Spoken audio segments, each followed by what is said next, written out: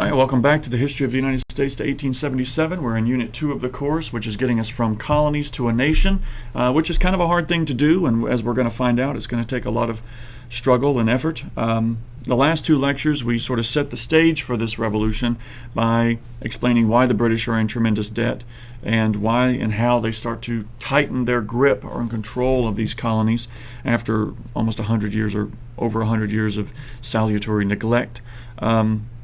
And so now we're in the point where the colonies are going to react to the coercive acts that were passed in early 1774. Now the American Revolution is broken up into three parts, and I will do likewise. The first part will basically handle the first year and a half or so of the war between 1775 and the middle of 1776 through the Declaration of Independence. That's where I break it up. The second phase of the war will pick it up with the British invasion in 76 through the 77 campaign through Valley Forge and all of that. And then the third phase will shift south, and that will be the final phase of the war between about 1778 and 1781. So let's start off with the first phase of this war, which will take place in New England. That's where the war is going to kick off. And it's going to kick off because the colonies have to decide, how are we going to react to these intolerable acts, as they called them. You want to review those laws, feel free to go back and look at our previous discussion on that. But basically, Parliament's coercive acts, dubbed the Intolerable Acts in the colonies, didn't intimidate the colonies. If anything, it kind of emboldened them. They believed that they could now repeat the success of the Stamp Act Congress and meet, sign a petition, and hopefully get a positive resolution. In September 5th of 1774, representatives from the various colonies will meet in Philadelphia to discuss the reaction. Essentially, what they decide to do is boycott British goods. Right? We're going to boycott British goods. We're going to do the same thing we did 10 years earlier with the Stamp Act. We're going to send our customs agents. We're going to create this Continental Association where we have locally loyal agents going into the different harbors, going into the different colonies, enforcing our blockade, enforcing this boycott of British goods. They sign a petition where they ask for redress of grievances, and they send that off. They do one more thing. This Continental Congress is going to sign on to what is known as the Suffolk Resolutions. Now, despite the fact that the Massachusetts Government Act dissolved the Massachusetts government, the people of Massachusetts will meet in secret, and they will pass a series of resolutions out of Suffolk, Massachusetts, basically saying we're going to boycott British goods, which the First Continental Congress will sign on, but also saying that we're going to start amassing ammunition and weapons and shot. We're going to start building up munitions depots in case of war, in case of conflict. We're under military occupation right now. If the British start to get a little tyrannical with their military occupation, we want to be able to fight back. So they want to start building up militias, establishing these Minuteman groups and things of that nature. That's the Suffolk Resolution. The First Continental Congress will sign off on this. We'll tacitly sort of approve this, although they're hopeful that a peaceful resolution will come about. It doesn't appear that that's going to be the case this time. As we'll find out, the military dictator of Massachusetts, and particularly Boston, is a man named Thomas Gage, whom we've discussed in our previous lectures. Gage was an aristocrat by pedigree. He did see service in the French and Indian War, notably in the Braddock expedition that we talked about in the opening salvos of the French and Indian War. But he wasn't that great of a military commander. He wasn't known as being a great military strategist. He was a good paper pusher. He was an administrator. He was good at logistics and organizing and managing men. And so he wasn't a great military man, but he was good at the administrative side of the job. And so he's trying to manage this colony. He does know about these weapons depots that are being brought about. In early February, he ordered some men to go and destroy one of these weapons depots, and the colonists raised the drawbridge over the waterway that got to the little town and delayed the British. And what do you need? What do you want? They kind of mocked them delayed them long enough so that their weapons depot could be removed. And so by the time the British got into the town, it was gone. There were no shots fired. There was nothing deadly happening. But surely Gage is not unaware of the difficulties facing his soldiers and the fact that resistance is becoming more common. In that same month, February 1775, Gage is going to declare the colony in a state of rebellion. He's going to say, look, these colonists are not doing what we want. We're giving them orders. They're basically just doing whatever they want instead.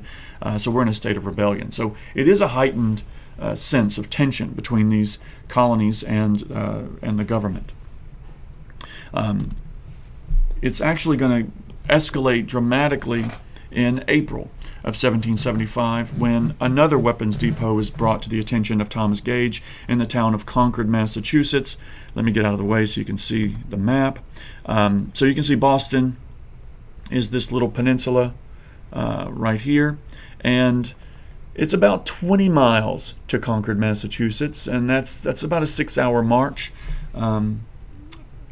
Secretly, Gage is going to order about 700 men to set off from Boston and go across the bay to Cambridge, and then make this 6-hour march to Concord, hopefully getting to Concord early in the morning before people are awake, before they know what's going on, and then they can destroy the weapons depot and march and return to Boston by noon. So it's a 12-hour operation, and they hope that they can do this under some level of secrecy. They are, however, mistaken. Ever watchful are several colonial spies who signal men who are watching and waiting for this type of operation to take place, and they are going to put up, famously the two lights in the belfry, the one if by land, two if by sea.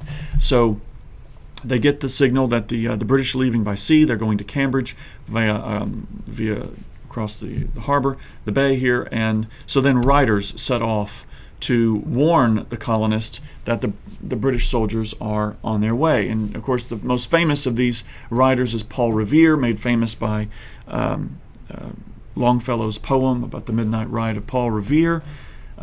But in all, he wasn't the most important of these riders. Other men like William Dawes, who was a physician, he would lead sort of a roundabout way to try to warn John Hancock and Samuel Adams that the British were coming and that they might be arrested, so that they should run for the hills. But also they were rousing all the people between Boston and Concord, trying to make them aware that the British were on their way and they needed to move this weapons depot before it would be captured. Just as a complete side note that I discovered, this is just a funny thing. William Dawes, his first wife had a very funny name. Her name was, and I guess I'm pronouncing this right, Mehittable. It's horrible that her name would be Mehittable. Why would her parents name her that? I guess she was a hard-headed child, I suppose. But anyway, but William Dawes would try to evade the British and try to warn these people as he moves through. So by the time the British showed up in Lexington, 10 or 15 miles short of Concord, I think it was around that amount of time, they're going to see a group of militia on the green in Lexington. So in the early morning hours, the British have lost surprise, and so their 700 men are walking into Lexington, and they meet these militia. Now, these militia are commanded by a man named John Parker. He is the leader of these Minutemen, and he is telling them to stand their ground, right? Don't run. Don't fire unless fired upon. But, quote, if they mean to have war, let it begin here, is his sort of famous quote. So you can see that the British are here facing off with these militia. The British are not altogether intimidated. If there's one thing they learned from the French and Indian War, is that these colonial militia are not hard to disband. Now we don't know for sure who fired the first shots here. It's disputed, but regardless, shots are going to be fired, and the British are going to dispatch these militia. They're going to flee. 8 men will be killed. 10 will be wounded, and the British will just continue on their way. They'll just march right in to Concord. A small detachment of British, once they get to Concord, will be sent to cross a bridge and search some other places. And this is where famously the first shots heard around the world are fired at the Old North Bridge in Concord, Massachusetts. Of course, these moments were immortalized by Ralph Waldo Emerson in a poem he penned in 1837, where he said, "By the rude bridge that arced the flood, their flag to April's breeze unfurled, here once the embattled farmers stood, and fired shots heard round the world." So those words, very famous poem, commemorate the beginning of the American Revolution. These first shots basically are pulling the colonies into a conflict. The British don't really suffer all that much here. They don't manage to destroy the entire weapons depot, as many of the arms are removed, but they are able to accomplish their mission somewhat and begin the return trip. It's immediately clear that colonists are coming out of the woodworks, right? What was a few colonists here and there is turning into hundreds, massing around the roads, laying in wait, waiting for the British to march through, and then they'll fire and then move up the road and wait for them to march again. The British are under intense fire here. It's estimated, some archaeologists and historians estimate that around 75,000 shots were fired at the British as they marched back to Boston, and so Boston will be made aware that these soldiers are in need of help, and reinforcements will be sent to help them. Approximately 1,000 guys are going to show up to kind of escort them back in force, and so these 1,700 men are going to return under almost a constant barrage of firing. The Americans are going to inflict a pretty serious blow against the British. They're going to kill or wound about more than 270 guys, about 200, maybe 240 or so. Different sources say different things. About 73 killed and over 170 wounded by some sources, with a small number of people going missing. And in the whole scope of this sort of running gun battle, only 49 Americans died and 39 were wounded. So this was beginnings of a real conflict that New England is sort of rushing all of the colonies into, and as we'll find out, sort of kicking and screaming. On May the 10th, this Massachusetts government, which is basically just doing its own thing, authorizes the capture of some key fortresses in New York. This is actually strategically very important defensively. The Fort Ticonderoga, and there's a fort called Crown Point. Both of these are on Lake Champlain and are vital in sort of controlling the waterways that connect British Canada to the American colonies. So what they're hoping is, by taking these fortresses before the British even know that anything's wrong, they can limit the response of the British. They're not going to be able to come straight down from Montreal and then cut across through New York and isolate Massachusetts. So Ethan Allen and his Green Mountain Boys, in between what would become Vermont, although right now it's sort of contested territory between New York and New Hampshire. But Ethan Allen and his volunteers are going to march on Ticonderoga and demand its surrender. Ethan Allen is going to be met by a man named Benedict Arnold, who is a leader of the militia in Connecticut. He's going to be authorized by Massachusetts to bring some volunteers up from New England, and he's going to try to sort of take control of the operation. That's going to be difficult to do because Ethan Allen's militia really only want to follow him. So there'll be sort of a joint operation between these two, where these fortresses will be captured. Okay, so that's an escalation as well. So we've got shots fired at British troops. They're being harassed all the way back to Boston.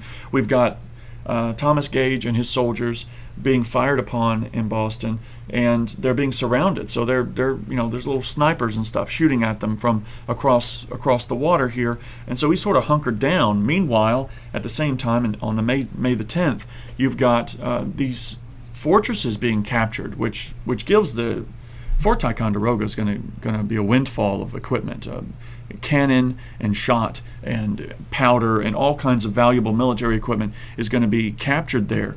And as we'll find out later, these cannon will be moved from New York all the way to Boston and be set up to lay siege to the city, and they will force the British to retreat and leave, abandon Boston, because they can't reinforce it and they can't defend it.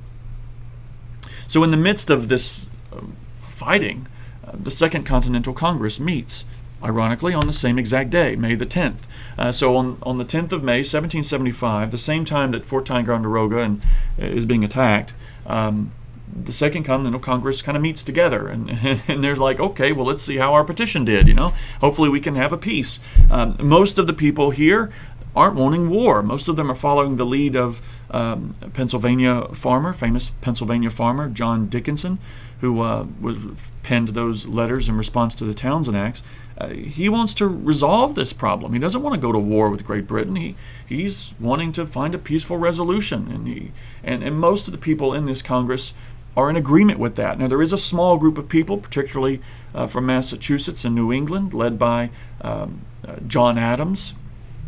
John Adams believes that war is inevitable, that it doesn't matter what we decide. At this point, it's done. It's a fait accompli, as the French would say. And so we might as well accept reality and go to war. But Adams knows he doesn't have the votes, so he's waiting. He's biding his time. He knows when to shut his mouth, unlike some people. And so he's able to sort of politically gauge the room and say, you know what, I don't have the votes to do this. If I push it, people are just going to dig into their corners, and I'm not going to be able to move any votes in the direction I want to move them. So at this time, I'm just going to sort of lay back and bide my time.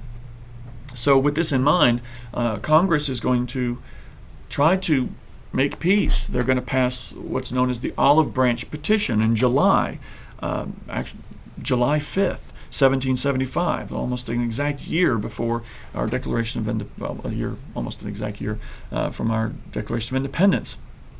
Now, I'm going to go ahead and talk about this Olive Branch Petition, but I want you to understand that this is not going to be chronological. While they're writing this Olive Branch Petition, Congress is also creating an army, and these colonists in New England are fighting the bloodiest battle of the entire Revolution at Bunker Hill. Okay, so this is happening. Those military things are happening in June, and they're not going to put the final touches on this petition until July. So we're basically of two minds here. You got New England kind of going off doing its own thing. You've got this Continental Congress trying to get a grip on stuff. They're trying to sort of understand what's happening and gain control of these militia, so that they can negotiate a peace. So we're going to talk about the peace effort first, and then we'll backtrack and go back in time and discuss what's happening militarily. Now, the Olive Branch Petition basically argued three things. I'm going to summarize it into three things. There's more to it, but this is roughly it. They start off by saying that the union between Great Britain and these colonies are of mutual benefit, that we have enjoyed our relationship for our entire existence, and that we love being a part of the British Empire. We're proud of our British heritage, our British inheritance of rights and privileges, and we don't want to break away. We don't want this to turn into conflict. That's the first thing they say. We are loyal subjects. The second thing is they sort of blame everything on Parliament, right? So the ministers of state have sort of painted the colonies into an area where they don't have a choice but to react this way. So I'll quote a little bit of it. It says, "Your Majesty's ministers, persevering in their measures and proceeding to open hostilities for enforcing them, have compelled us to arm in our own defense, and have engaged us in a controversy so particularly abhorrent to the affection of your still faithful colonist that we will consider whom we must oppose in this contest, and if it continues, what may be the consequences of our own particular misfortunes are accounted by us only as part of our distress." So, hey, it isn't our fault. These people are imposing tyranny on us, and I know you, King George, you are benevolent and wonderful. You would never do this if you knew about it. So we, your humble subjects, are informing you of the tyranny being imposed upon us by these misguided ministers operating in your name, right? So that's sort of the way this is being played out. And so the last point is a plea for the king to resolve this overreach. Parliament is overreaching. They don't have the authority to do this. We have our own legislatures. Basically, they're going back to the same argument, the same legal argument they used with the Stamp Act. because of the events that we're about to talk about, the military events that are happening. I mean, before this petition even is signed, you've got this bloody battle at Bunker Hill. You've got the creation of an army. Before it even gets to the king, you've got an invasion of Canada. All right. I mean, the New England colonies are basically, grabbing all of the colonies and dragging them into this war, kicking and screaming. Basically, the Second Continental Congress isn't wanting a war, but it's happening to them. They're not doing it. Does that sort of make sense? I hope I'm explaining that well. So we're basically got two sections of people. Most of the colonies trying to make peace, and then New England going for broke. So let's talk about the going for broke part, because the king is not even going to read the Olive Branch Petition. By the time it gets to them, hostilities are pretty much too far gone. There's no way that it can be. The bell can't be unrung, if you know what I'm saying. I'm starting to ramble, so I'm going to move on. But let's talk a little bit about what's happening in June while this petition is being drawn up by Congress. What is happening? Well, Congress is going to create the United States Army. So the birthplace of the United States Army is June the 14th, 1775. So at the same time they're talking peace, they're building an army. That seems like hypocritical nonsense. Why would they do such a thing? Very simply, how can Congress negotiate a peace with the British when they don't control the militia? Congress has to first kind of jump ahead of these militia in order to get control of them, put reins on them, be able to stop them, be able to negotiate a peace and say, stop shooting British people, right? So, they've got to be able to get ahead of this. So Congress is going to authorize the creation of a pretty sizable army, 20,000 men on paper, and it looks great on paper. They've got artillery and engineers and ranks, and they pay them, and there's all kinds of infantry, and it just looks wonderful on paper. It really is beautiful. The problem is clicking your heels together, like Dorothy, and making a wish, doesn't make it come to be. So simply saying we have an army of 20,000 isn't actually going to make that happen. And so the army is really never going to get to that size throughout the whole series of the war. Now, there might be parts, where it sort of springs in sort of organically. A bunch of people will sort of volunteer, but these volunteers are not going to be consistent to the cause of the revolution. For example, the commander-in-chief of this new army is going to be a man named George Washington. We'll talk about him a little bit later. But George Washington he's going to struggle every single year of this conflict to keep his army together.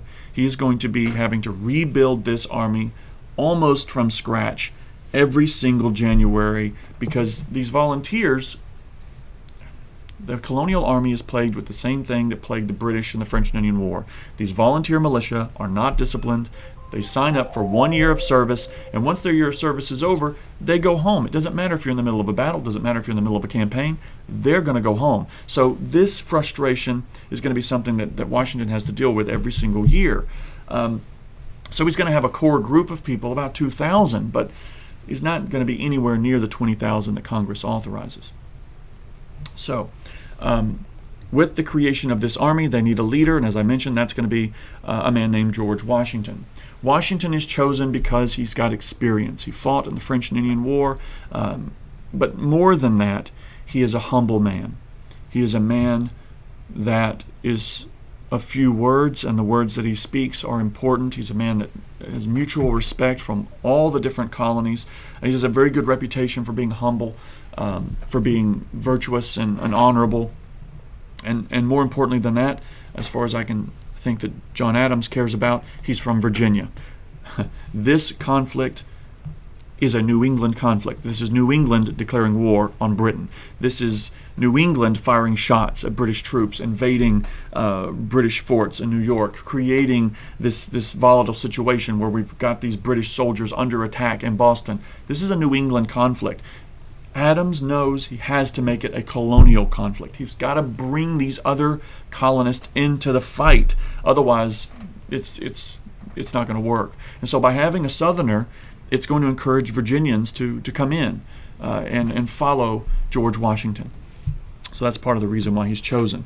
So barely a few days after the creation of this army, we're going to see the Battle of Bunker Hill.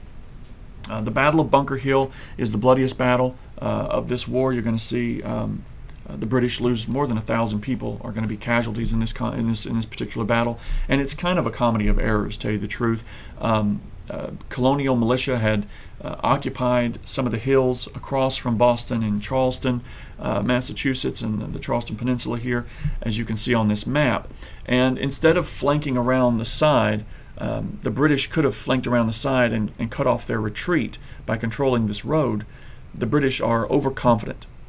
They hold these militia in contempt, and they're pretty confident that if they just run up there with a couple of shots fired and have their flags and their drums going, that the Americans will run away. And so instead of trying to do something fancy like a flanking maneuver, they're simply going to charge straight up the hill. The Americans, to the surprise of the British, are going to hold. They hold at what's called Breed's Hill, was where the actual battle took place. This forward position is Breed's Hill. Bunker Hill is in the back here. And so the British are going to attack up this hill 3 times. 2 times the Americans are going to repel them with high losses. And the only reason the Americans retreat the 3rd time is because they run out of ammunition.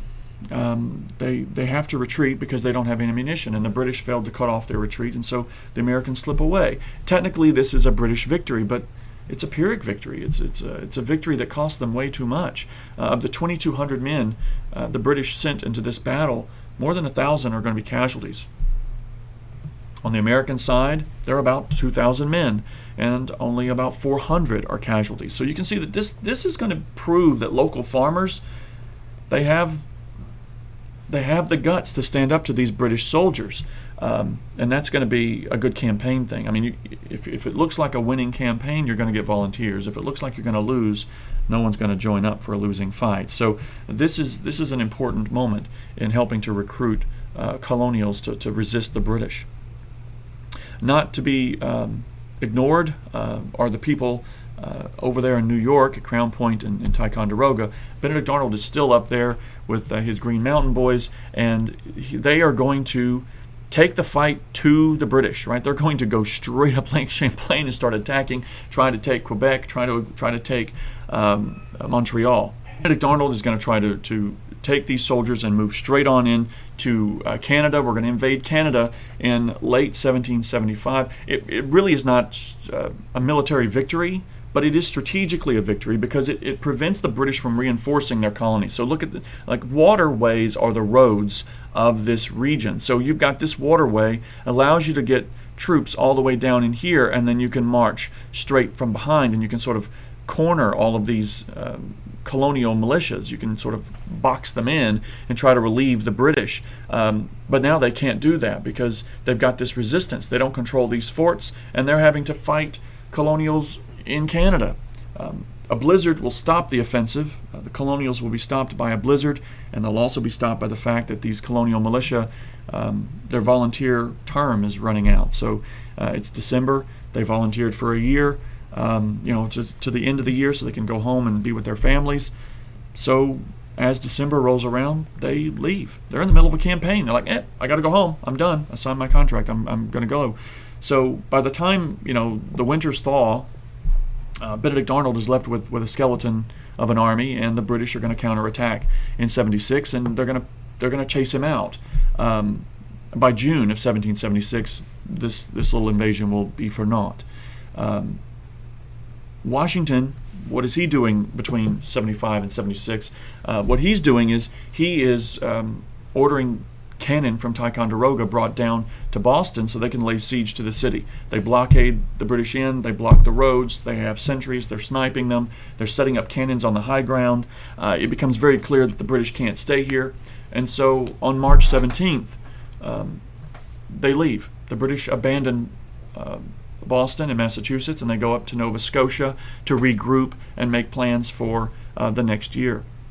So at the end of our first year here, 1775, it looks pretty good. It looks like the colonies are in a good place. They've sort of locked down these waterways leading to Canada that prevent the British from just marching straight down, which is something they'll do in 1777, as we'll learn later. But but it looks as though we've chased the British out, and this looks like a success. We're going to see the first 6 months of 1776 become incredibly important to the American cause. And there are two men that I'm going to focus on here in terms of describing the importance of this.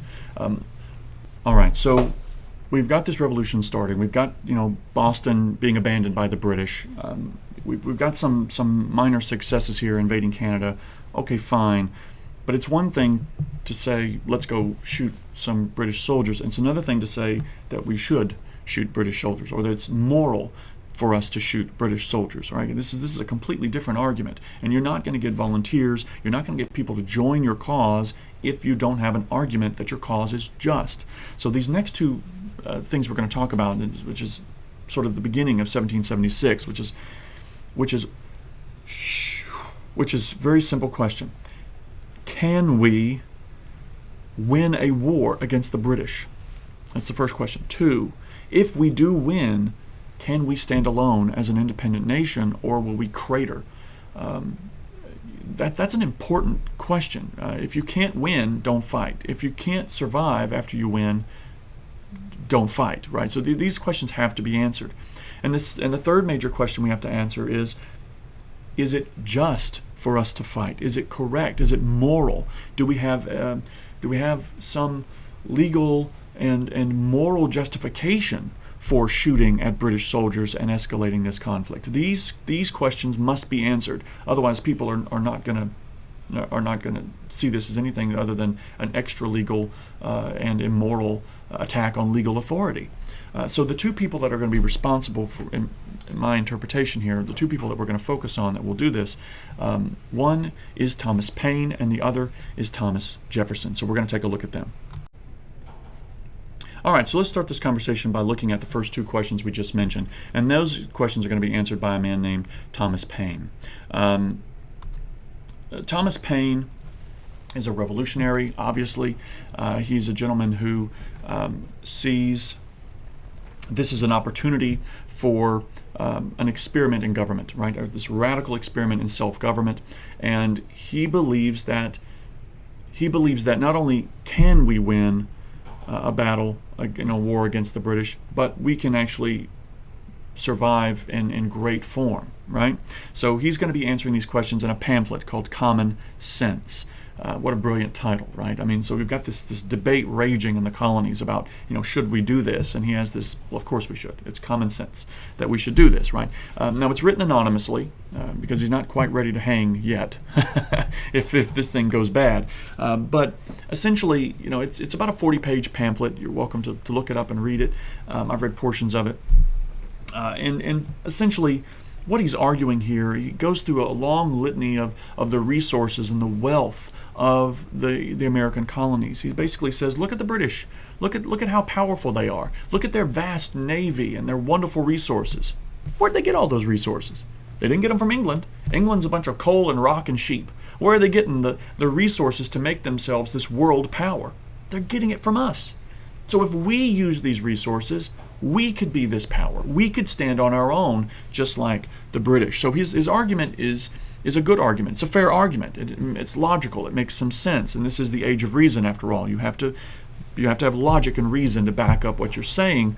And so this is going to be something that's going to sway people to some degree to say, okay, well, maybe we can do this. Maybe we can win a war with the British. Maybe we can survive as an independent country. But that still begs the question, should we?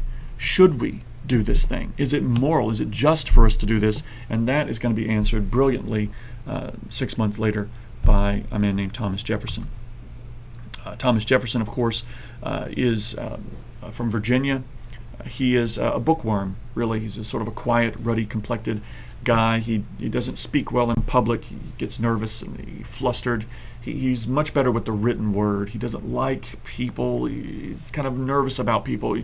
He's not anything like he's portrayed in Hamilton, and the version of Hamilton that I saw, which was this great young actor who was very enthusiastic and sort of flamboyant, and he had these colorful coats, and he was sort of in everyone's face, and he was had very good stage presence, but that's not Jefferson. Jefferson is the guy sitting in the back of the room taking notes, whispering to someone to say, "Hey, say this," because I'm too scared to say it. He's not really good with words, but that's beside the point. He's really great with the written word, and what he's going to do is he is going to write the Declaration of Independence, which in my mind is the single greatest and most eloquent defense of human rights ever penned, ever written in history. But I'm, of course, biased. I'm an American, right? But when he sits down to write this very controversial document, it is a turning point in world history, in my opinion. It is an absolute turning point in history, because this man is making real the philosophy of Hobbes and Locke from the Enlightenment. And we can go into more detail on that. We should probably, I'll make a separate video or something on that one day. But this whole idea that humans have inherent value. Every person has inherent value, and therefore you have rights that you get to exercise, and that the purpose of government is to protect those rights. So the famous line, "We hold these truths to be self-evident, that all men are created equal, that they are endowed by their Creator with certain inalienable rights, and among these rights are life, liberty, and the pursuit of happiness." These words are going to be a cornerstone of the American experiment. It's going to lead to a lot of progress in human history, more progress than you would see in the world without it. And we'll make that argument as we go through the course.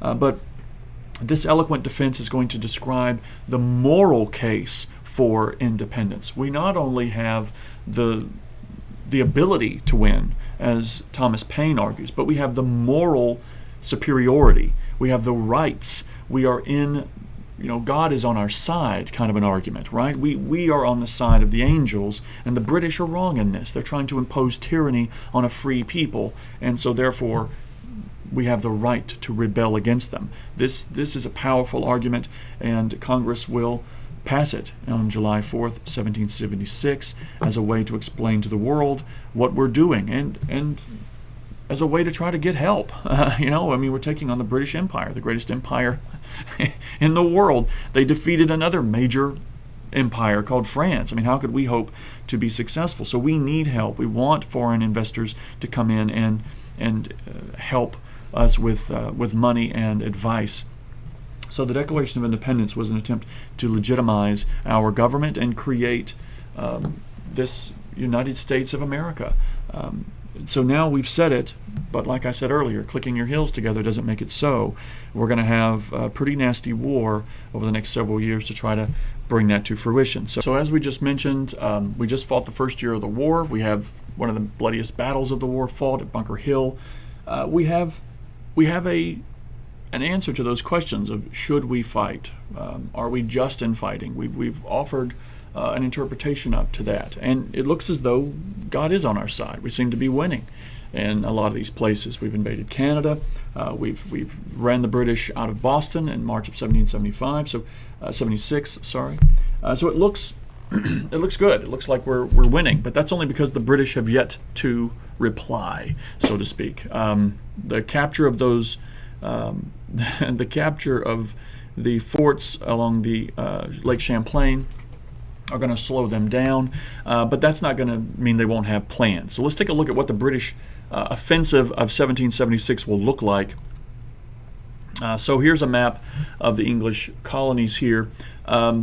The basic plan, because they were forced to leave Boston and go up to Nova Scotia, is to invade in Long Island and New York.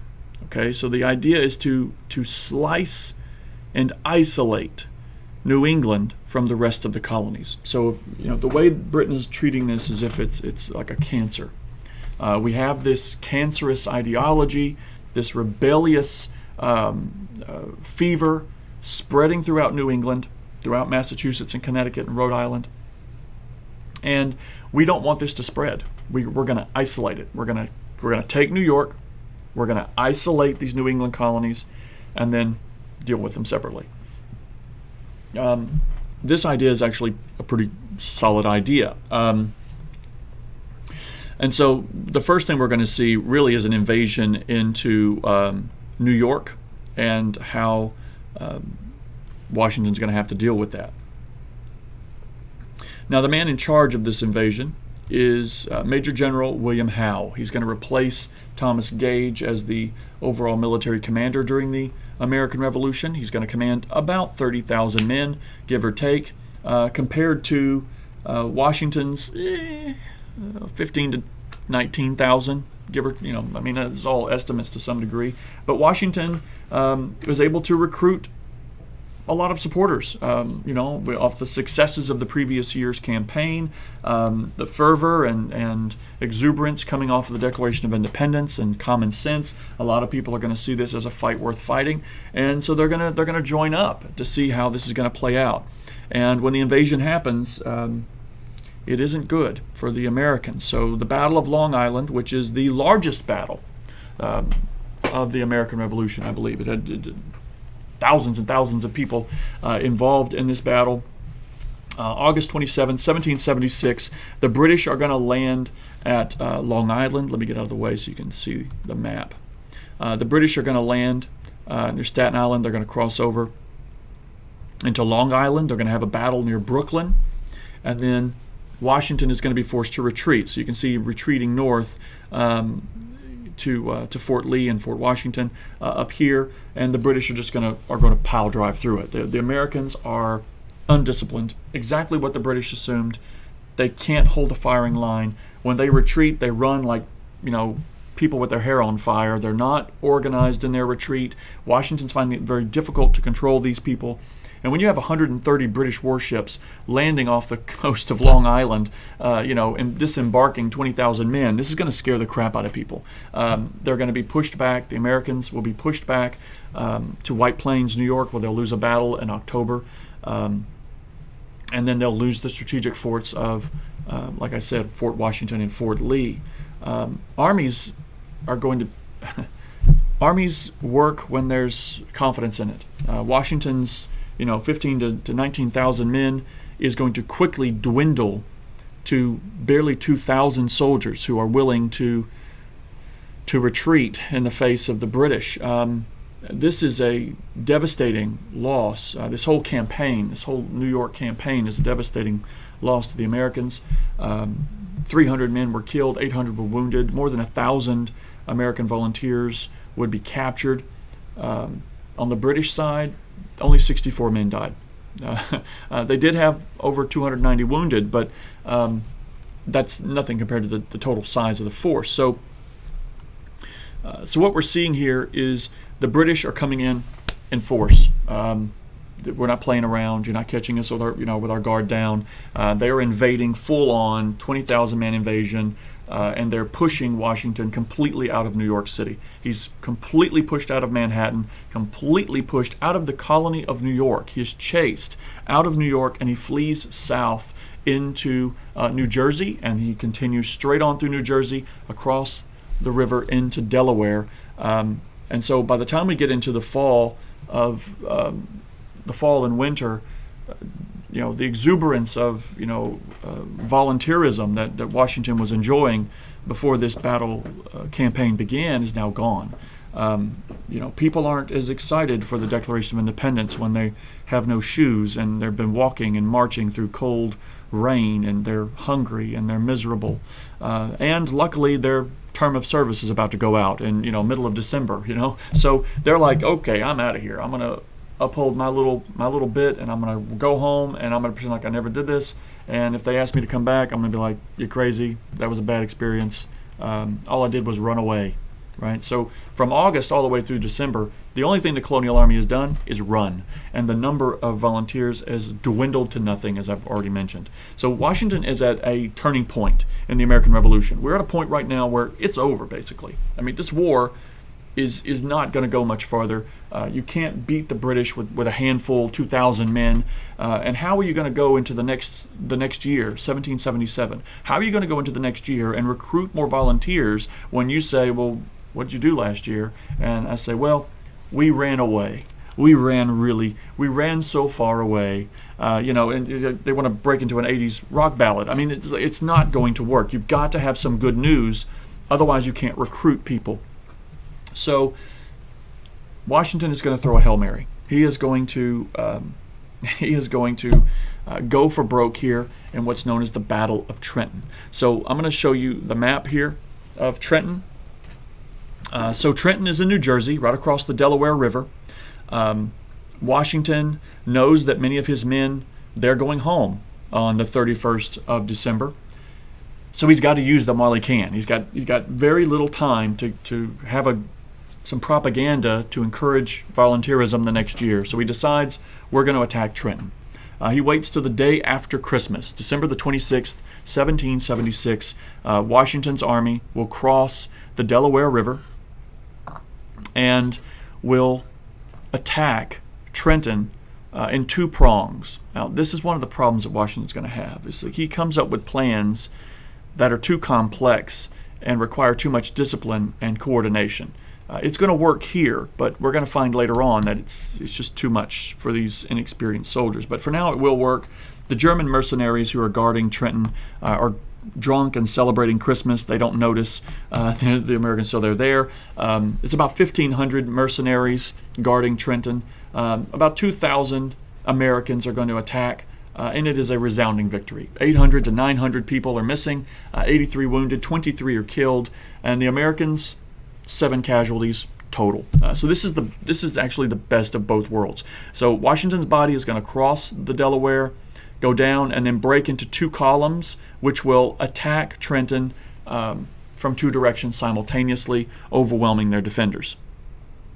It is a good plan. It's just these colonials are going to find it hard to coordinate and do these kind of complicated military maneuvers. But it works out this time to great result. Only 7 people are injured and only 2 people killed. So that means 5 people were wounded. Now you've got these red badges of courage. You've got a story to tell. Most of the people in this battle got to smell the gunpowder and feel their heart and the exhilaration of battle without actually being hurt, without feeling the negative consequences of that. And so it's going to really pump up Washington's forces. They're going to be excited. They're going to be like, wow, we just gave it to them. Look at us. We're good. Washington, hoping to build on this success, decides, well, it worked once, maybe it'll work again. The problem is all the men are going home, right? So December 31st, they're all going home. So he's going to come up with a little scheme here. Here's the famous, I'll show you the famous portrait of Washington crossing the Delaware. I seriously doubt they had icebergs that big in the Delaware River, but there you can get an idea. So after having crossed the Delaware on December the 26th and defeating the Hessians at Trenton, Washington decides to try it again. He is going to personally, out of his own pocket, promise $10 to every man who stays to fight one more battle. And so he promises out of his pocket $10 a person. That's like 2,000 men times 10, right? This is a serious amount of dough that Washington is promising here. But some men decide to sign on, to volunteer, because they like winning. And so they repeat the same strategy. They cross the Delaware. They go after Princeton, New Jersey this time. However, the British are not silly. They know Washington is nearby, and they've laid a trap for him. They block the road with their army. Washington decides to camp, and he tries to pull a playbook from the Old Testament, from Moses. He builds up his campfires really, really big and bright so the British can see the camp, and then they sneak out in the dead of night and go around the British, attack Princeton, and then jump across the Delaware before the British know what hit them. These are 2 very successful, little battles that Washington is going to use to encourage volunteerism throughout the next year, and it's vitally important because this next year, 1777, is where the Americans have their great big victory. And so Washington should get a ton of credit for keeping this revolution alive when it was really on the verge of collapse. All right, so speaking of that, let's talk a little bit about the campaign of 1777. So the previous year, the British had tremendous success. They were able to isolate the New England colonies very effectively. Washington, who was guarding The border here between New England and New York was forced to flee all the way down into Delaware and into Pennsylvania, across the Delaware into Pennsylvania. So they're effectively, the British got exactly what they wanted. So now comes the second part of our plan. Howe is going to say, well, Washington is in a bad spot here. These pretend little United States have their capital in Philadelphia, so how about I just run down there and take their little capital, and that'll put an end to this crap. Okay, so Howe has a plan to attack the colonial capital of Philadelphia, chase the colonial Congress into the woods, and also, if Washington tries to stop him, to annihilate him. This plan is actually very good. He leaves George Clinton, a general in New York, with a sizable force to act as an anvil, and then so Clinton is in New York acting as an anvil.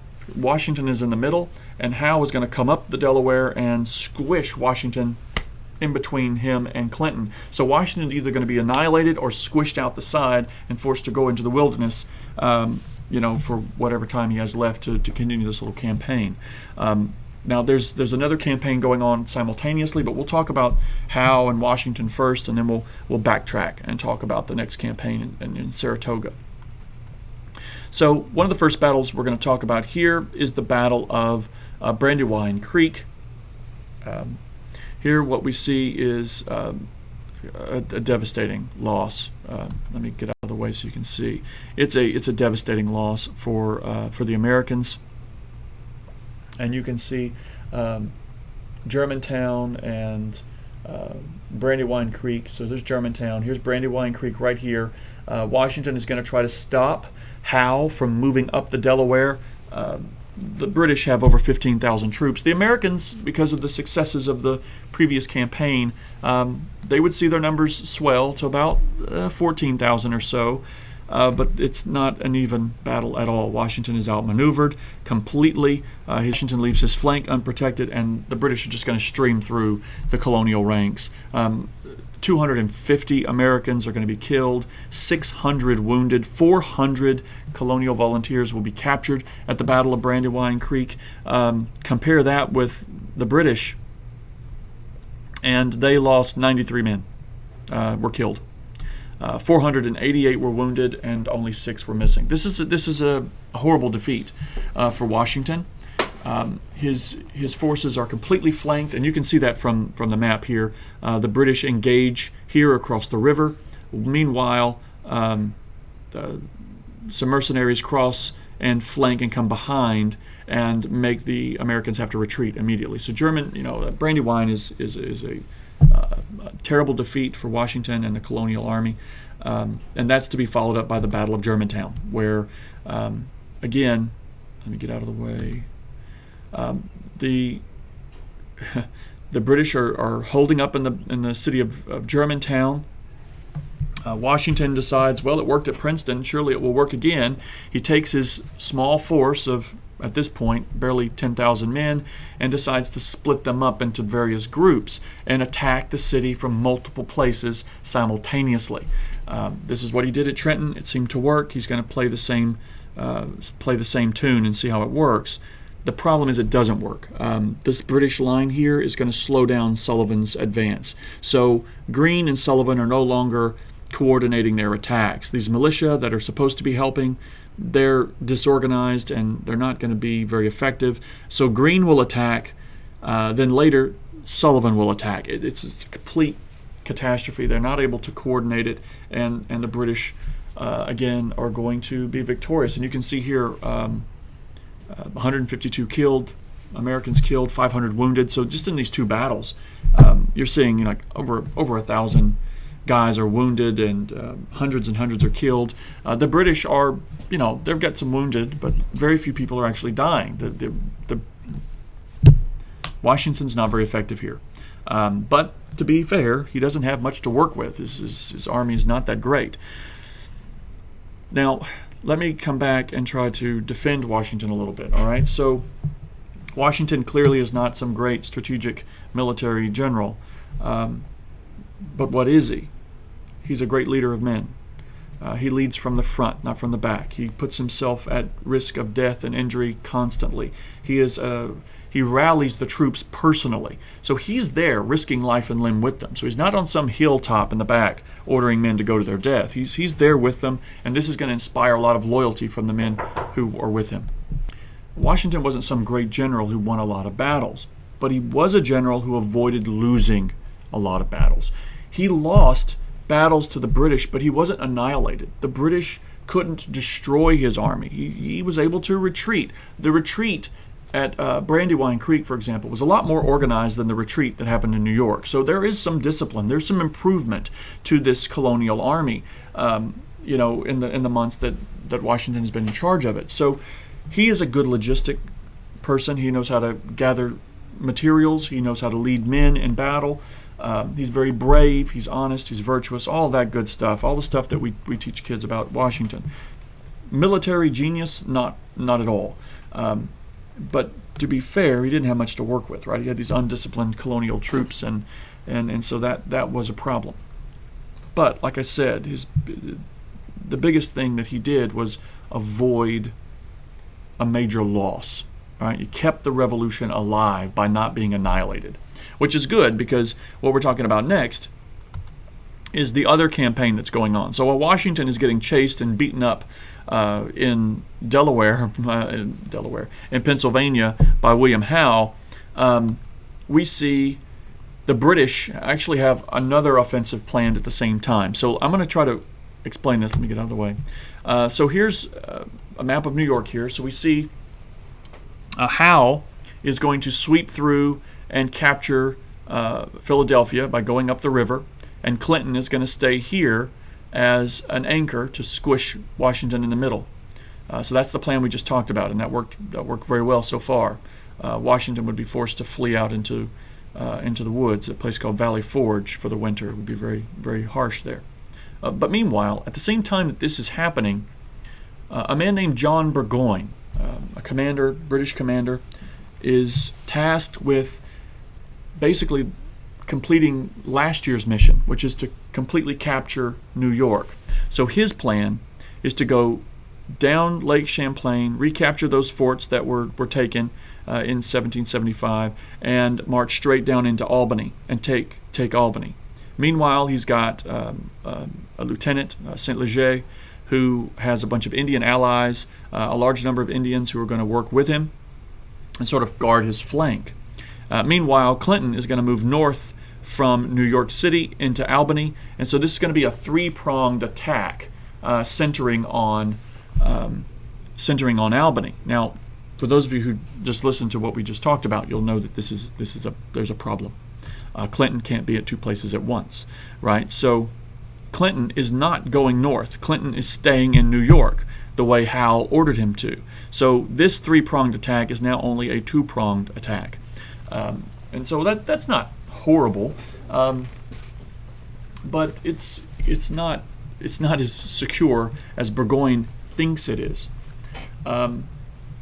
So Burgoyne is going to travel by river as much as possible. He's going to get to Lake Champlain. He's going to disembark, and he's going to start moving down the roads. This is a serious error. He is basically going to replay every mistake.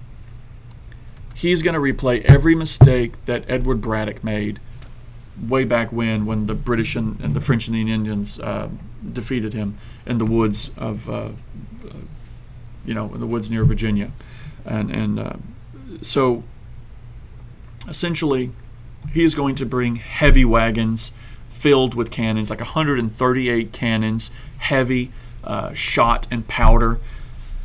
He's even going to bring like ladies with him. He's going to have, dinner parties. He's going to bring nice silverware. He's going to bring, the trappings of society with him. I mean, he's not really on a military campaign. He's just marching to victory here. And he wants, when he gets to Albany, he wants to have all of his silverware, and he wants to have ladies to have a dance with. And so he's just, he's not really expecting to fight. He's expecting just to march through, and the colonials just give up. And he's commanding about 7,000 men. It's a sizable army moving south toward Albany. Meanwhile, Barry St. Leger is flanking through Syracuse with about 700 additional men, mostly Indian allies, that are moving. The colonial commanders in the region, Horatio Gates, who's a man, we'll come back to our story. Horatio Gates is an overall command, and a militiaman who we already know, named Benedict Arnold, they're going to be responsible for trying to figure out how to deal with this army that's marching to Albany and seemingly will just take whatever it wants. So they're going to make it as hard as possible for Burgoyne to travel. All right, so they're going to cut down trees in front of his path. They're going to divert rivers and creeks over the road to flood it out, to make it muddy. And Burgoyne is going to find travel excruciatingly slow, and his supply lines are going to be stretched, and it's going to become untenable for him to move this way. Now he's still carrying forward because he knows that he's got his flank protected, and he thinks that Clinton is moving up from the south. So he's not going in there, just on his own in this slog fest. He's going to suffer, but he's got people on his way. Meanwhile, the Indian allies under the command of Saint Leger are raiding towns and settlements. They are burning villages and killing colonists. This is going to rally people to fight, right? I mean, if the reason you're not fighting is because your loved ones are home in a cabin and you want to keep them safe, and then Indians come by and burn down your cabin and kill your loved ones, you have no reason not to fight now.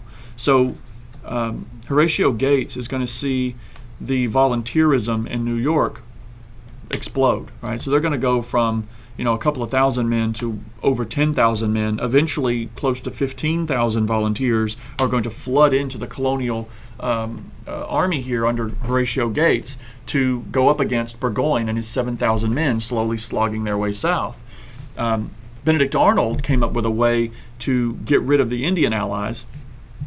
According to the story, he hired 2 friendly natives to sneak into the British camp and tell a wild story, right? So natives believed that people who were crazy or delusional out of their mind were somehow possessed by the spirit and therefore speaking the truth, and they could predict the future. And so Benedict Arnold hired this insane person along with an Indian to translate, and so they go into the camp, and this man starts bumbling, a bunch of gibberish, just gibberish stuff, and so that everyone's like, well, what is he saying? And then, the spy is like, oh, he's saying that the colonials outnumber the leaves on the trees, right? There's so many colonials coming out to fight that they're so numerous, they outnumber the leaves on the trees, and that scares away a lot of these natives. So with this sort of brilliant ruse by Benedict Arnold, Saint Leger is gone. He's not protecting the flank anymore. His force melted away into the woods. The natives just kind of like, nope, this is not good. And so they left. So here comes Burgoyne with 7,000 men slogging through this mud slowly, expecting his flank to be protected, expecting the approach from the south to be protected, and instead he runs smack dab into about 15,000 colonials. He is completely caught off guard. This is a series of running battles, the battles of Saratoga, but we just, for the sake of making it easy, just call it the Battle of Saratoga between September and October of 1777, and Burgoyne is going to surrender. The British will lose an entire army.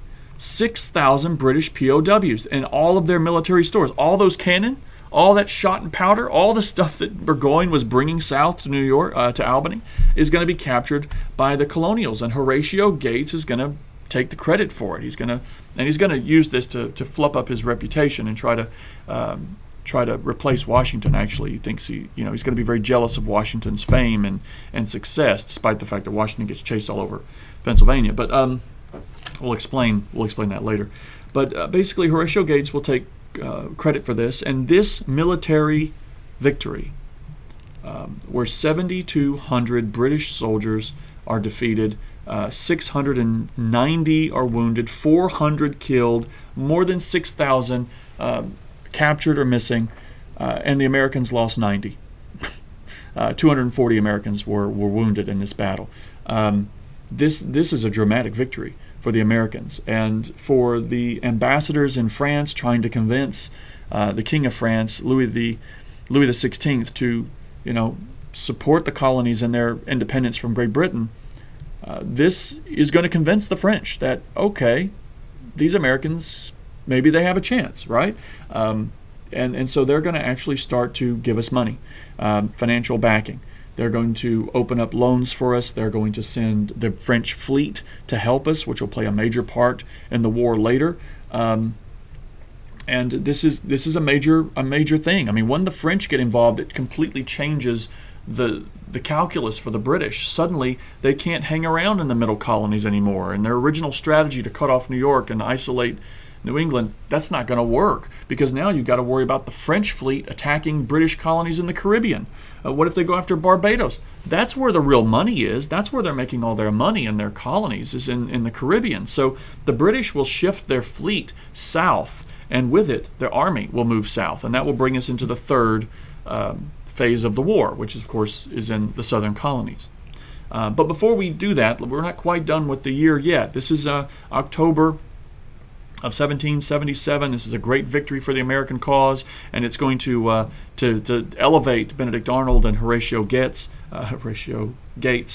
But what about Washington, right? So I kind of mentioned he lost the Battle of Brandywine Creek. Here, he attempted to get the British out of Germantown with this complicated pincer move that failed because they couldn't coordinate their attack. And so Washington is forced to flee. He's forced to flee along with the Continental Congress. They're forced to flee Philadelphia. So while Washington is fleeing, he goes out to Valley Forge, where his men have a very hard winter. They're forced to boil shoe leather to try to make it soft enough to eat. That's how hungry and desperate they are for food in Valley Forge. It's a very really, it's an appropriate name. It's a forge by which the Continental Army will emerge more professional and more trained. So even though it's a time of great hardship, the Colonial Army is going to benefit from some serious military training during this winter, and it's going to emerge in 1778, a much more professional force. But they're going to have a hard winter. Meanwhile, Howe and the British are going to enjoy the company of Philadelphia. They're going to be in the comforts of Philadelphia. So let's take a brief moment and discuss the military training that the Americans are going to enjoy and who's doing this training. Engineering is very important. Right? You have to know how to lay siege weapons, to fix cannon where they won't flip over and blow up. You have to be able to arrange them correctly. You have to build embankments and defense positions. Not just that, but you have to know how to build latrines in sewage systems in your encampments so that your whole army doesn't get dysentery or yellow fever and die. Right? You have to keep people well. Engineering is vitally important to the survival of an army, and we had some foreigners coming in to help us with this. We had Louis Duporteau, a French engineer, and a Polish volunteer named Thaddeus Kosciuszko, who came down to teach engineering. Another Polish military advisor named Kazimierz Pulaski, he would teach cavalry tactics to our colonial forces. So he's coming in teaching them cavalry tactics, how to stay on your horse, how to what are the ways in which cavalry is used, and how to move as a military unit. But the most important of these advisors, I think, is Friedrich von Steuben. Friedrich Wilhelm von Steuben, Prussian, who comes down and really drills discipline into these colonials. He teaches them how to move, how to aim, how to reload their weapons efficiently, teaches them how to march, maintain orders. He really cracks them into shape. Other important volunteers and people who would fight for our cause who were not from this country, the Marquis de Lafayette.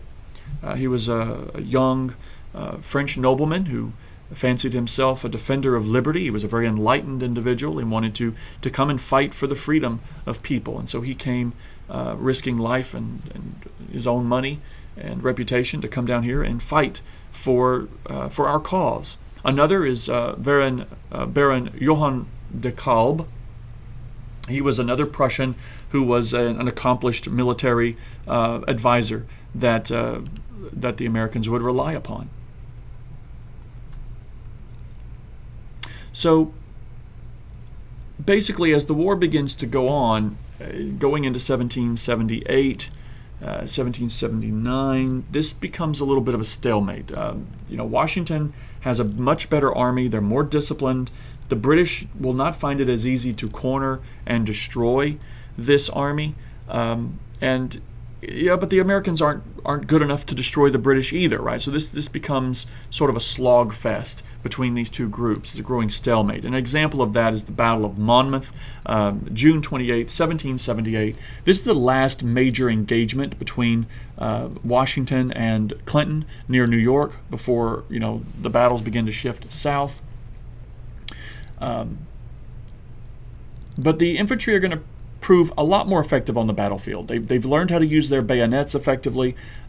France is now in the war, and it's not as easy to see that one side is clearly better than the other. In this particular battle, you had about 17,000 British troops against a little around 14,000 American troops, and the casualties are about the same. Killed and wounded number between about 350 to 500, 1,000, something like that. So it's pretty much a little bit of a stalemate, so there you go. I mean, the war is kind of dragging on, which is to the advantage of the Americans. The longer it drags on, the more money it costs the British, and they begin to decide whether it's worth it or not. Which will get us into the third phase of this war, which will sort of round up the war between 1778 and 1783. So with the addition of the French involvement here, as I've already mentioned, that's going to force the British fleet to move further south. Now, the British are under this mistaken opinion that the southern colonies are still loyal. It's just the New Englanders and these people in the middle colonies that are crazy. The southern colonies are actually quite loyal, and so they're just going to march down there and be fine. They find out that that's not the case. One admiral who decided to invade a southern harbor earlier in the war discovered that all he would get for his trouble is his breeches would catch on fire, and he'd have to. So, I mean, not much would happen. And so there is some resistance in the southern colonies, but it's not incredibly effective resistance, right? So we got the fleet moving south. That convinces the British that they're going to go ahead and launch an attack and take Charleston, right? They're going to take Charleston out of Georgia. They're going to leave Georgia, go into South Carolina, take Charleston, and sort of wrap up the southern colonies. There is some limited amount of defense. Congress will send Benjamin Lincoln to the Carolinas to try to challenge the British and keep them from just taking this major harbor. But the British general opposing Lincoln is going to completely outmaneuver him, and they're going to lay siege to the city of Charleston in May of 1779. Sensing that there's weakness in the South, that they're not able to, that the colonials can't really reply, Henry Clinton is going to leave New York. He's going to load up his troops on ships. They're going to move to Charleston, South Carolina, and they're going to invade from the South, expecting to find more success there. Clinton is going to invade with like 14,000 men. They're going to greatly outnumber Lincoln's band of about 5,400 defenders. After the surrender of Charleston, Clinton is going to return to New York. However, he's going to leave behind General Cornwallis with about 8,000 men to kind of mop up and finish up this victory in the South.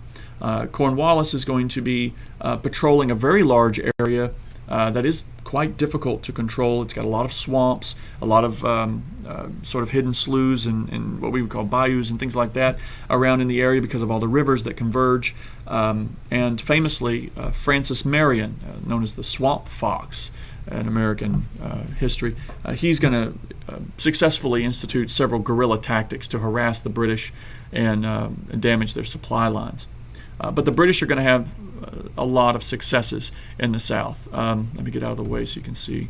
One of those embarrassing defeats for the colonials is the Battle of Waxhaws. May 29th, 1780. Charleston collapses thanks to Henry Clinton's invasion force. That leaves about 380 colonials who were trying to reinforce the city are just kind of left. The city fell too quickly, and so you got all these colonials kind of in transit in the middle. The southern commander of British forces, Charles Cornwallis, will learn of the retreat of these men trying to escape, and he will send Lieutenant Colonel Bannister Tarleton to pursue the colonials with about 230 dragoons or horsemen. The Americans made a battle line. However, the speed and ferocity of Tarleton's attack completely broke through the American lines. Propaganda and some witnesses of the battle would claim that many Americans died while attempting to surrender. And Tarleton had a kind of a nasty reputation for violence and aggression. And so there were a lot of angry reactions to this from colonials. They saw this as sort of a war crime, I guess, for lack of a better way of describing it, sort of in modern parlance. These men were attempting to surrender, and Tarleton was giving them no quarter. And so there would be this sort of claim of massacre, this claim of a crime that had been committed by this British officer. And so shouts of "Remember the Waxhaws," remember this great tragedy, would help to sort of concrete, sort of cement resistance to the British and encourage more people to volunteer. Tarleton's reputation for refusing quarter would actually be the opposite of what they should have done, right? It actually encouraged more Southerners to volunteer to fight because they're going to kill us anyway. We might as well go down fighting. So this would sort of help the Southerners, much like the Indian attacks in New York helped Horatio Gates at Saratoga. Then we get to the Battle of Camden. The Battle of Camden is another British success. It is a horrible embarrassment to the colonies. Seeing their success in the Carolinas, the British are going to ramp up their activity, which forces Congress to ramp up its activity, right? So Congress in June of 1780 is going to say, all right, look, the British are really taking it to us in the South. We need to send more troops down there. So they send the hero of Saratoga, Horatio Gates, along with about 4,000 militia to try to oppose these 2,000 British soldiers. And what ends up happening is everything collapses. Tarleton, with his fierce reputation, charges straight through the American lines. I mean, it just goes right past them. There's no resistance to him whatsoever. The flank begins to break on the left side. The army begins to roll up, and it's absolutely destroyed. The Prussian advisor, Dekalb, would actually have his horse shot out from under him, and he would suffer a total of 11 different wounds. His aide de camp is one of his assistants, officers, immediately rushed to his aid and threw his own body on top of his commander to try to save his life. Both men suffered a horrible injury. They were captured, and General Cornwallis was so moved by the bravery of these men that he had his personal doctor treat Dekalb's wounds. And Dekalb told the officer, he said, quote, I said, "I thank you for your generous sympathy, but I died the death I've always prayed for, the death of a soldier fighting for the rights of man." Right? That's his last words, Dekalb's words to Cornwallis. But so we've lost this valuable military advisor and helper. But the thing that was really bad about the Battle of Camden was Horatio Gates.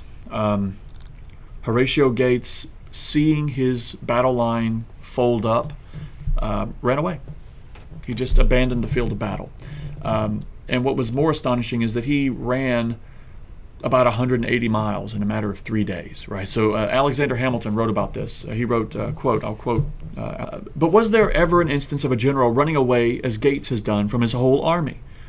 And was there ever so precipitous a flight? 180 miles in 3 days and a half? It does admirable credit to the activity of a man at his time of life." In other words, Horatio Gates is kind of an old guy. He must have been really scared to run that fast. So this battle is a horrible loss for the Americans. We more than doubly outnumbered the British, and we were completely destroyed. Horatio Gates' reputation would be severely damaged by this, and this period is what you could call the low spot in the American Revolution between 17 79, 1780, around in this time, we're losing. We've lost Charleston. We've lost control of the southern colonies. We're trying to fight back. We sent 4,000 militia. We're not even fighting.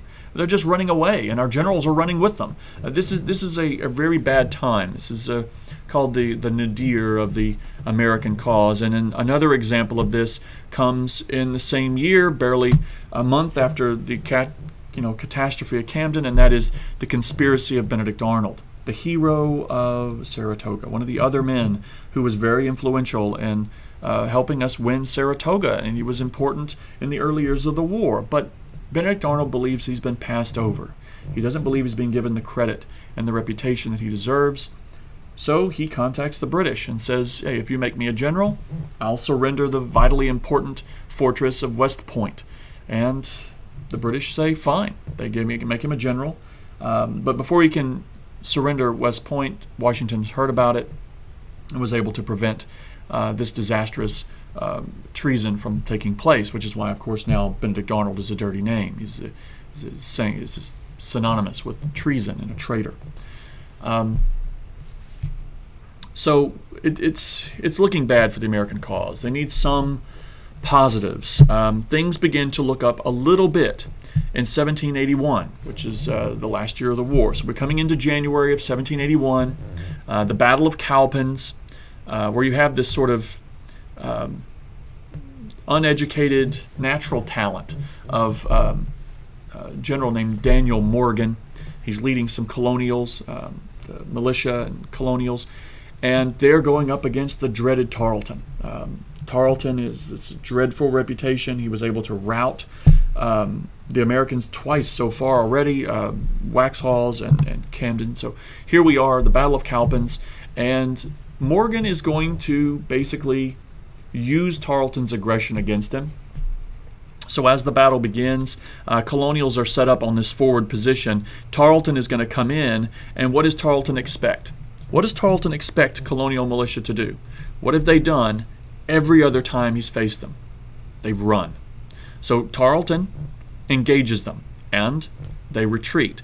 But this is by design. They're doing it on purpose. So these Americans are told, fall back to this position. Make Tarleton think that you're giving up. Meanwhile, the bulk of his army is on this other raised platform, this other area here. And so when Tarleton sprints through the center, thinking that he's won, Morgan sends his cavalry flanking around both sides, and then these colonials stop Tarleton in his tracks. And so Tarleton finds himself within a trap. He is encircled on both ends, and he's facing Morgan's Continentals right there. This is a great victory for the Americans, and it's going to help spur them. I mean, it's like, okay, whoa, we were on the bad end. Things were looking bad, and now things are looking up again. We have a real chance to win. So the Battle of Camden is going to be a great success. To wrap that up, we have Charles Cornwallis down in the south. He's hanging around, Carolina, and he's decided, okay, we've done what we can do. I'm going to go back to New York. So he takes his army and he marches it north to a place called Yorktown, with his back to the sea, hoping to be picked up by the British. Unfortunately, you have a battle taking place off the Capes there, off Virginia, and the French are going to defeat the British Navy there. So this is a very big deal. The French are going to defeat the Navy. The British are trapped. Right here's Cornwallis with this entire British army with its back to the sea. And it's got to find a way to get out of this trap before it's set. Washington, with his spies everywhere, quickly reacts. Immediately, along with the French general, the Comte de Rochambeau, will rush south to try to block Cornwallis's escape. Meanwhile, the Marquis de Lafayette, with his volunteers, will sweep into the flanking motion to prevent Cornwallis from escaping in the western direction. And then, as a fait accompli, as the final touch, the Admiral de Grasse of the French Navy will blockade the port. So here we have an entire British army completely surrounded. We've got Washington with his colonial army moving into the south in an attempt to blockade the British. So between September and October of 1781, here we have this British army, as I've just explained, completely surrounded and cut off from all help, thanks to the French Navy and our allies. And that forces the British to surrender on October the 19th, 1781. Famously, Cornwallis refused to hand his sword over to Washington. He had an underling do it. He had a lieutenant or someone underneath him in command surrender his sword to Washington, and the British played the world turned upside down as a way to sort of say this is a crazy turn of events. But this victory is going to cause the collapse of Lord North's government in Great Britain. A new British Prime Minister will be selected, and that government will decide to cut its losses. The British would surrender about 25% of all their troops at Yorktown. Right? The 8,000 British troops, 1 in 4 of all British troops in the continent were captured at Yorktown, and this is the last straw, so to speak. And the British are like, okay, let's cut our losses. These Americans will be begging for us to take them back in before too long. So we will be negotiating a peace treaty. The Treaty of Paris would finally be established a couple of years later in 1783. And this requires a good bit of recognition here. There are 10 different points to the treaty. I'm obviously not going to go through all 10. If you'd like to, you can go to the PowerPoint slides and look in the speaker notes here, and you can go through all these different points. But basically, here's the rundown of the treaty that ended the American Revolution. The British would recognize that these 13 colonies, along with the Ohio River Valley all the way to the Mississippi, belong to the United States. The reason for this is because of some successes we had had in the Great Lakes region near the ending part of the war, and we were able to capture and sort of control this area at the end of the war.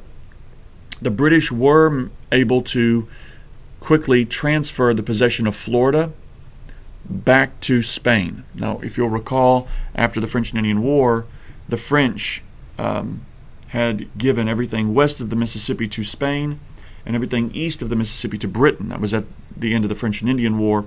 And in order to facilitate this trade, Florida was given to Great Britain.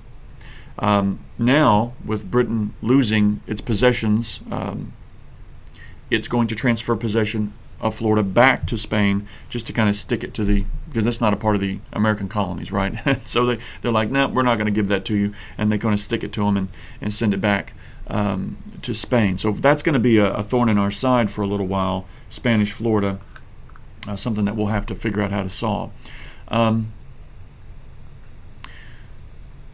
the British are also supposed to leave the river system throughout the Northwest Territory and the Mississippi, which they will not do. The British are going to stick around, as we'll find out, in possession of many fortresses and places in what we call the Midwest, because they're trying to create problems with natives, with the colonists, with the United States now. But this essentially will end the revolution. The United States will be recognized. They will exchange prisoners. We'll have some territorial and border recognition.